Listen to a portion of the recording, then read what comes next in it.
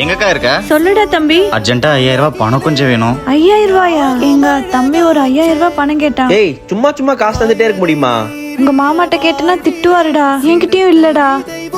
நீயே ஒரு உதவாக்கற, உன்னை நம்பி யாரா பணம் தருவாங்க? ஏன்பா என் தம்பியை நம்பி நான் தருவேன். இவனை நம்பினா ஒரு பைசா கூட உனக்கு திருப்பி தர மாட்டான். என் தம்பி கிட்ட நான் கேட்கவும் மாட்டேன்ப்பா. என்னோடதெல்லாம் அவனுக்கும் சொந்தம் தான். நீ இப்ப கேட்க மாட்டேம்மா. நாளைக்கு நீ கட்டிக்கு போறேன் கேட்டா நீ அப்ப என்ன சொல்லுவ? என்ன கட்டிக்கு போறவன் என்னையும் என் தம்பியும் பிரிக்க பார்த்தான்னா அவன் கூடயும் நான் சண்டைக்கு போவேன்.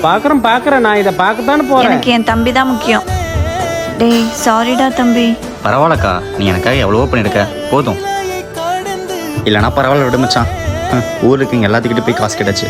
என்ன அக்கா அக்கௌண்ட்லேருந்து பணம் ரிசீவ் ஆயிருக்கு? டேய் தம்பி 5000 ரூபாய் வந்திருக்கா? அக்கா அக்கா ஆனா மாமாக்கு தெரிஞ்சா? ஏய் அனுப்புனதே அவர் தான்டா. அவரும் பக்கத்துல தான் இருக்காரு. தேங்க்ஸுங்க மாமா, நான் 1 மாசம் திருப்பி தந்துடுறேங்க. டேய் உங்க அக்காவோடது எல்லாமே உனக்கும் தான்டா.